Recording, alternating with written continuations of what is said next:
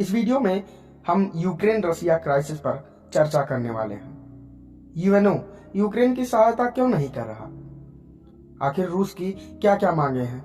भारत और विश्व पर इसका क्या क्या प्रभाव पड़ने वाला है? और इससे जुड़ी अन्य बातों पर चर्चा करने वाले हैं।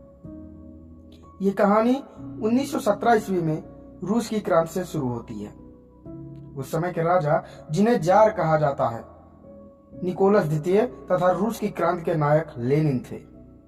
इस क्रांति के फलस्वरूप 1922 में 15 छोटे छोटे देशों से मिलकर यूएसएसआर की स्थापना हुई, जिसमें यूक्रेन भी शामिल था। वहीं 1991 ईस्वी में यूएसएसआर फिर से 15 देशों में टूट गया और यूक्रेन एक स्वतंत्र राष्ट्र बन गया। 2014 तक सब कुछ ठीक ठाक चल रहा था, लेकिन 2014 के ही अंत में यूक्रेन के राष्ट्रपति ने जनता के दबाव में यूक्रेन को यूरोपीय यूनियन में शामिल कर लिया। इसके बाद नाराज होकर रसिया ने हमला करके यूक्रेन का निचला भाग क्रीमिया को जीत लिया। क्रीमिया जीतने पर एजोव सागर पर पूरी तरह से रूस का आधिपत्य हो गया। क्रीमिया पर हमला करने के बाद पूरी दुनिया ने रसिया पर प्रतिबंध लगाया और उसे G8 से निकालकर G7 बना दिया गया। इसी क्रम में 2015 में मिन्स्क एग्रीमेंट हुआ, जिसमें रूस ने यह शर्त रखी कि यूक्रेन यूरोपीय देशों द्वारा अधिक प्रभावित नहीं होगा, और 2017 से ही यूक्रेन ने नाटो में शामिल होने की कोशिश शुरू कर दी।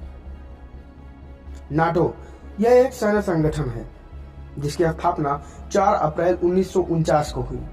इसका मुख्यालय ब्रुसेल्स में है। संगठन ने सामूहिक सुरक्षा की व्यवस्था बनाई है, जिसके तहत सदस्य राज्य बाहरी आक्रमण की स्थिति में सहयोग करने के लिए सहमत होंगे। अब रूस ने यूक्रेन के 2 पूर्वी शहर लुहांस्क और डोनेस्क में विद्रोही खड़े करके उसे स्वतंत्र देश घोषित करा लिया।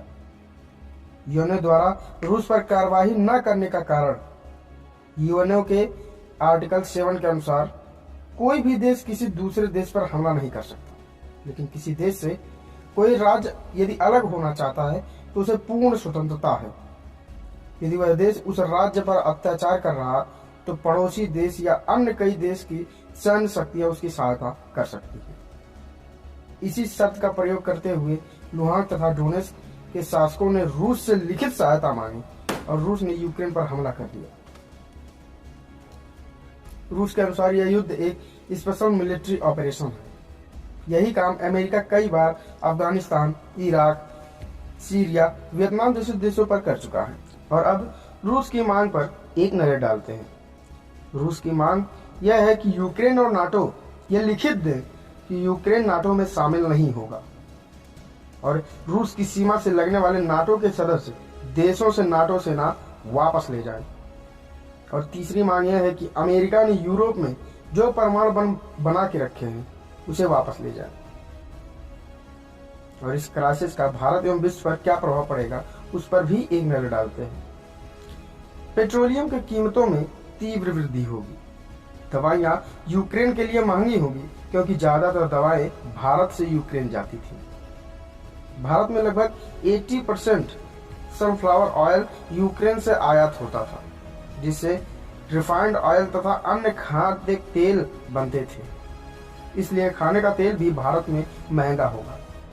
शेयर मार्केट में भारी गिरावट आएगी। यूक्रेन गेहूं का अच्छा उत्पादक है। युद्ध के कारण इस बार उत्पादन अच्छा नहीं होगा, इससे भारत गेहूं का निर्यात करके अच्छा लाभ कमा सकता है। तो दोस्तों, यह था रसिया यूक्रेन क्राइसिस। क्या नाटो को यूक्रेन की सहायता करनी चाहिए? क्या रसिया यूक्रेन के साथ ठीक कर रहा? कमेंट में जरूर बताएं। अगर यह वीडियो आपको अच्छी लगे तो वीडियो को लाइक करना और चैनल को सब्सक्राइब करना ना भूलें। आप सभी का बहुत बहुत धन्यवाद। जय हिंद।